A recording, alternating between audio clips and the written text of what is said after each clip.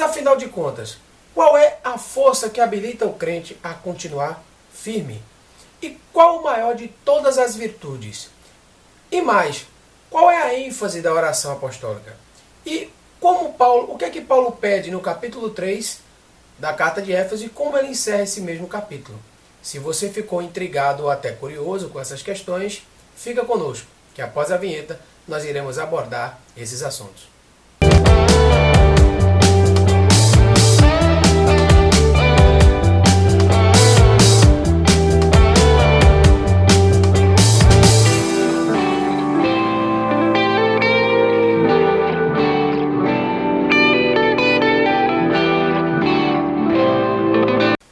Paz do Senhor a você, espero que você esteja bem. Hoje nós iremos aqui abordar um assunto muito importante, muito interessante, o assunto em que Paulo trata aqui no capítulo 3 da carta de Éfeso, de título A Intercessão aos Efésios, quando Paulo bota intercessão aos Efésios no sentido de interceder pelos Efésios.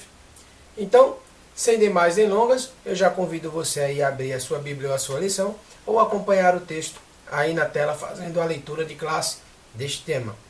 A leitura de classe encontra-se no livro de Éfeso, capítulo 3, versículo 14 ao 21. Vamos ler juntos. Por causa disso me ponho de joelhos perante o Pai de nosso Senhor Jesus Cristo, do qual toda a família nos céus e na terra toma o nome, para que, segundo as riquezas da sua glória, vos conceda que sejais corroborados com poder pelo seu Espírito no homem interior, para que Cristo habite pela fé no vosso coração, a fim de, estando arraigados e fundados em amor, poderdes perfeitamente compreender com todos os santos qual seja a largura e o comprimento e a altura e a profundidade, e conhecer o amor de Cristo que excede todo o entendimento, para que sejais cheios de toda a plenitude de Deus.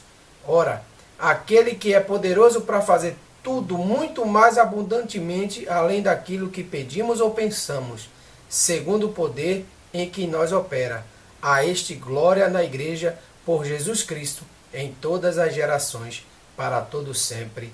Amém. Louvado e engrandecido seja o nome do Senhor Jesus. Aproveitando que estamos com a nossa Bíblia aí aberta, o nosso material aberto, eu gostaria de convidar você para nós extrairmos agora da leitura oficial aqui do capítulo 3 do livro de Éfeso, o texto áureo, que se encontra nesse mesmo capítulo, capítulo 3, versículo 14 ao 15, que diz o seguinte: Por causa disso me ponho de joelhos perante o Pai do nosso Senhor Jesus Cristo, do qual toda a família nos céus e na terra toma o nome. Glorificado seja o nome de Jesus. Portanto, Jesus. Qual é a verdade prática? A verdade prática é que nós devemos interceder pelos eleitos de Deus, para que eles sejam fortalecidos, vivam em comunhão e exercitem esse amor aqui na terra, tudo para a glória de Deus. E o tópico central é justamente esse, é nos evidenciar este dever. Nós devemos interceder, essa imposição que nos é dada como eleitos de Deus, como sacerdotes de Deus, como servos de Deus Altíssimo, interceder pelos nossos semelhantes, interceder um pelos outros. No primeiro tópico dessa lição que nós iremos abordar agora, corroborando com o poder do Espírito Santo no homem interior, eu gostaria de tecer aqui um comentário acerca da intercessão. A intercessão, ela é o compadecimento, é a compaixão que o cristão deve demonstrar pelos seus semelhantes. Porque muitas e muitas vezes nós, como cristãos, cometemos até o grave erro de subestimar o que Deus tem no projeto de vida em concreto para aquela pessoa. Às vezes é aquela pessoa que você tem na rua, que você encontra ela todo dia embriagada, aquela pessoa que você sabe que não tem uma boa conduta moral, e você acredita que não vale a pena, é como se você, na sua mente, colocasse que não vale a pena você pregar para aquela pessoa, né? Que não vale a pena, que Deus não vai fazer nada na vida daquela pessoa, se esquecendo até mesmo que Deus já fez. Quem era eu, quem era você, antes de nós, um absurdo agora, que parece que eu vou falar. Damos a oportunidade a Deus de mostrar o seu poder e a sua vontade aqui na terra através da nossa vida. Veja que oportunidade gloriosa, uma oportunidade de duas vias, onde Deus mostra seu poder, a sua misericórdia, a sua grandeza na nossa vida em concreto, ainda testemunhando e testificando do seu reino para as outras pessoas também encontrarem o caminho, encontrarem o único caminho que leva à salvação para a glória de Deus. Portanto, dito essa necessidade agora, né, de falar sobre a intercessão, eu espero que você tenha entendido bem a ideia da intercessão, essa compaixão que nós devemos ter, porque há de salientar também um ponto muito importante. Não é só aquela pessoa que nós amamos, não é meu pai só, não é só minha filha, não é só o meu esposo, não é só as pessoas que eu tenho apreço. O Jesus, certa vez, ele disse, se nós amamos só quem nos ama, qual é a nossa diferença para isso? Nós devemos amar a quem nos odeia, né? E nós devemos amar os nossos inimigos. Veja que grande desafio. E daqui a pouco nós vamos aqui, vai ter um tópico especial aqui para nós falarmos sobre esse assunto. Fecha parênteses. Então, surge aqui a necessidade de uma intercessão. Por quê? Porque nós encontramos um problema. Existe aqui uma necessidade, existe aqui um necessitado. E movido de íntima compaixão por esse necessitado, nós sentimos, se essa compaixão, se esse for genuíno, for autêntico, é uma preocupação pela vida dos nossos irmãos, então nós devemos levar a quem resolve. Mas quem vai resolver? Vamos aqui fazer uma analogia breve. Jesus gostava de fazer isso através de parábolas, então a gente vai exercitar isso também. A questão de que surgiu uma necessidade e agora vamos colocar uma coisa bem corriqueira, que nunca acontece, né? Ruas não pavimentadas, tá? Olha, onde é que nós, daqui da comunidade, vamos poder resolver a questão da rua aqui que não está pavimentada? Vamos ao prefeito. E se o prefeito não resolver? Nós vamos reclamar do prefeito ao governador. E se o governador não resolver? Aí sim nós podemos fazer uma queixa ao presidente, que ninguém resolve. Numa situação meramente hipotética, uma rua não ia chegar lá. Mas enfim, o que é que eu quero colocar para você? Porque toda vez que nós temos uma necessidade, nós vamos buscar aquele que pode resolver. Está aqui o X da questão. E é onde ele começa, Paulo aqui, começa no capítulo 3, fala das riquezas da glória. E que riquezas da glória é esse? É justamente, ele enfatizou que Deus é o Pai da glória. E o que ele quis dizer com essa expressão? Que Deus é o dispenseiro. Deus é que tem toda a riqueza ilimitada de bênçãos espirituais para conceder àqueles que assim o buscam. E Paulo, confiando na riqueza da glória de Deus, na possibilidade de Deus atender, né, de Deus resolver a necessidade dos seus irmãos, é que ele se prontifica a peticionar a Deus qual seria a necessidade dos irmãos para que tenha a resposta sobre esse problema. Então veja que existe aqui a questão da necessidade e a intercessão pelo que está necessitado. E intercedão a quem? Falar de intercessão, uma petição, né? Nós vamos pedir a Deus por que interceda na causa de alguém, né? Então, como é que nós peticionamos? Eu sou advogado, eu nunca escondi de vocês que eu sou advogado, não estou atuando, mas eu sou advogado. E vamos ver como é que eu peticionar isso aqui. Eu vou ensinar você a peticionar isso aqui. Você vai direcionar isso aqui a Deus. E esse processo ele começa com 00. É isso mesmo. Todo o processo começa com 00. 0, 0. Os dois joelhos no chão. Então nós vamos colocar os nossos dois joelhos no chão. E como é que nós vamos colocar? Geralmente nós colocamos assim: eu, brasileiro, casado, solteiro, ou portador do CPF número tal, residente número tal, venho perante a voz. Mas, veja só, estou dando um modelo aqui, não é uma petição real, tá? Mas isso Jesus fez um modelo aqui, nós podemos seguir. Ele fez um modelo, um esboço muito bonito, lá no livro de Mateus, no capítulo 6, versículo 7 ao 15, a oração do Pai Nosso. Onde ele deu um esboço de um modelo de oração, para que nós também não ficássemos um tanto que desnorteados e perdidos, para nos direcionarmos a Deus. Mas, evidenciando ainda que, já que ele ensinou, ele disse, ó, não precisa engessar, não fique engessado nisso aqui, porque a vida, ela está em constante mudança. Nós hoje temos uma necessidade, amanhã nós temos outra, e tudo vai mudando. Então, para mim, a sinceridade do coração do homem sempre agradou a Deus. Sempre vai agradar ao Senhor um coração sincero e contrito. Lembra daquele... O cobrador de impostos que estava orando, batendo no peito, pedindo que tivesse misericórdia dele porque era um pecador? E lembra que o outro estava orando, dizendo que, graças ao Senhor, que ele não era um cobrador de impostos? E quem saiu de bem com Deus? Então você vê que a intenção do coração do homem, a sinceridade do coração do homem, ela é essencial para Deus. Então, para nós não perdermos aqui muito tempo, que o tema realmente dá para a gente falar muita coisa aqui sobre essa abordagem, nós vamos fazer o que foi que Paulo pediu? Primeiro, Paulo direcionou a quem poderia resolver, devido Paulo saber que ele é o dispensador de bênçãos sem medidas espirituais para aqueles que o buscam. Ele procurou para os irmãos o que os irmãos estavam necessitando, fortalecimento com poder. Mas isso, irmã de guerra, porque os irmãos não tinham fortalecimento com poder? Não, isso não significa que eles não tinham o fortalecimento com poder. Mas significa que Paulo, ele via a necessidade dos seus irmãos de um fortalecimento continuado, um fortalecimento constante. Porque nós sabemos que no homem interno também existe uma batalha travada. Além da potestade, que você sabe que nossa luta não é contra o sangue nem contra a carne, mas contra os principados e potestades. E daí vem uma outra observação que eu gostaria de fazer. Uma observação no sentido de quê? Uma observação aqui de que, para mim, eu não sei se você também já teve essa mesma impressão, nós não temos que estar declarados com inimigos nossos. Ele não é eu tenho que orar por ele. Eu não luto contra ele. Deus tem um projeto na vida dele também. Então, essa questão de eu dividir, lembra que aqui o muro caiu? Você acompanhou nas lições passadas? Nós somos os eleitos de Deus.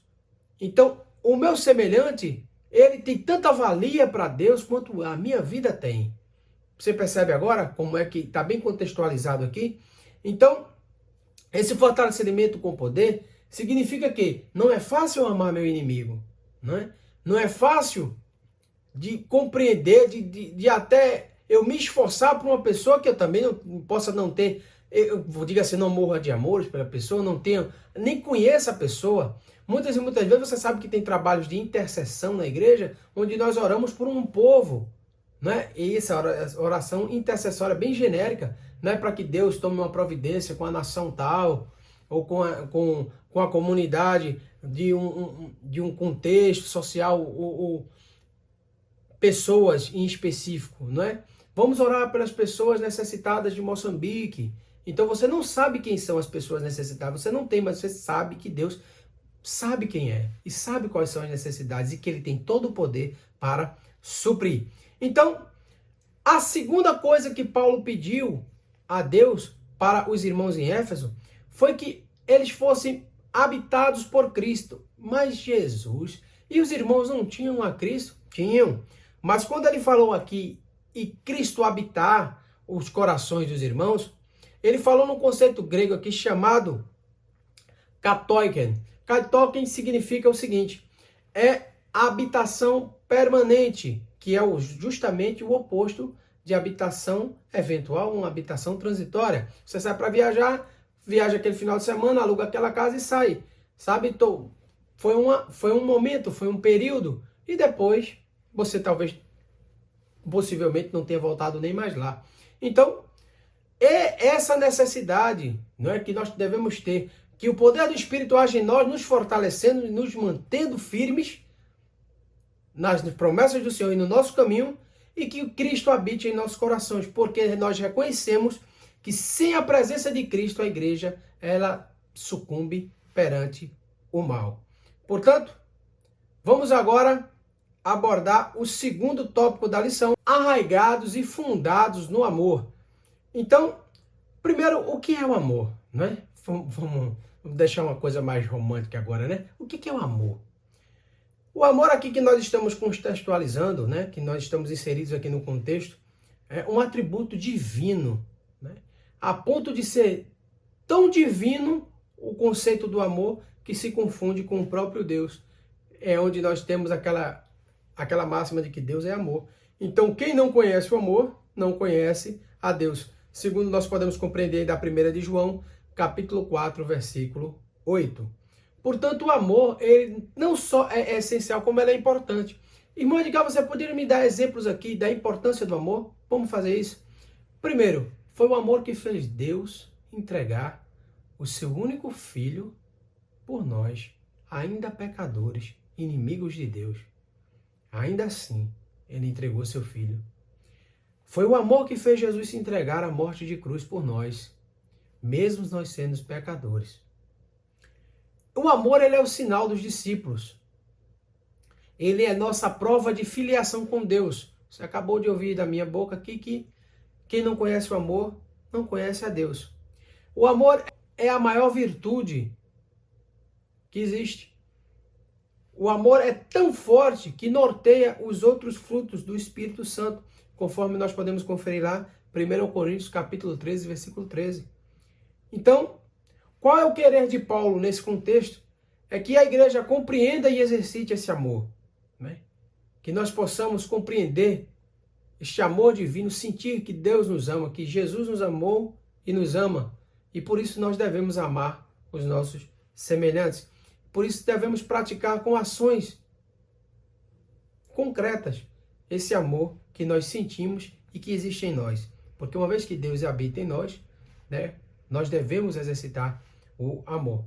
E quando ele fala esse termo arraigados e fundados no amor, o que é que ele quer dizer com isso? Ele faz uma comparação aqui com plantas e edifícios bem fundados.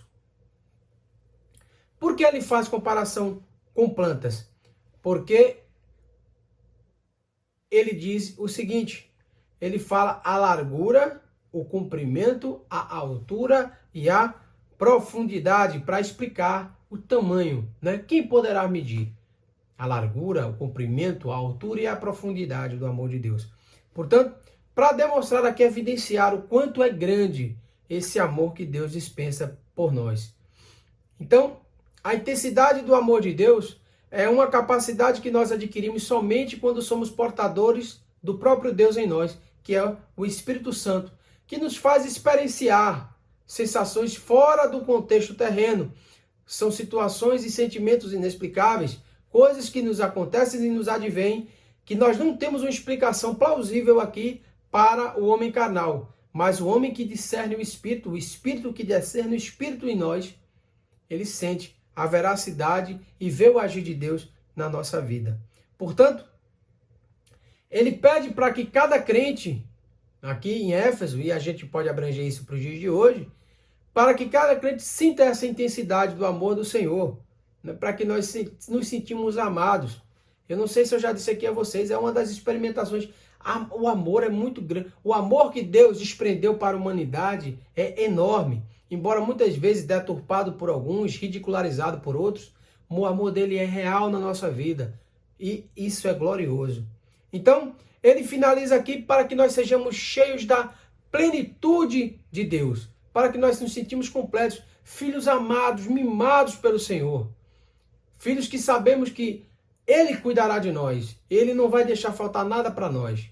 Então, Ele é fiel para cumprir as suas promessas e não vai nos desamparar, porque assim Ele prometeu que estará conosco até a consumação dos séculos.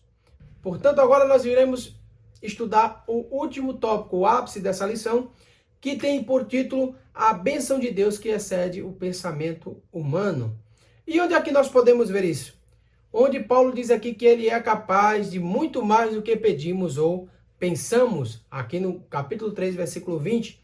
E os pensamentos deles não são os nossos pensamentos, são mais altos que o nosso. Assim como afirma lá no livro de Isaías, capítulo 55, versículo 9. E as coisas que nem sequer subiram ao coração do homem, é o que Deus ainda pode realizar por cada um dos seus. Segundo 1 Coríntios, capítulo 2, versículo 9. Portanto, já finalizando aqui a nossa análise, terminando de interceder aqui, de pedir, de fazer essas petições para os irmãos em Éfeso, ele faz um convite aos irmãos para dar a devida adoração a Deus. Por quê? Porque a glória e a exaltação é devida somente a Ele. A igreja não tem glória, eu não tenho glória. Ninguém pode tomar a glória que é de Deus e somente dele. Então, essa glória, essa necessidade de adoração e glorificação de Deus, nós somos admoestados aqui por Paulo para que nós façamos sempre isto. Glorifiquemos e exaltemos a Deus até o para sempre, aí mencionado no texto, para todo e todo sempre. Portanto, essa foi a nossa abordagem sobre a intercessão aos irmãos. Eu espero que você tenha gostado da lição de hoje, eu espero que você tenha entendido.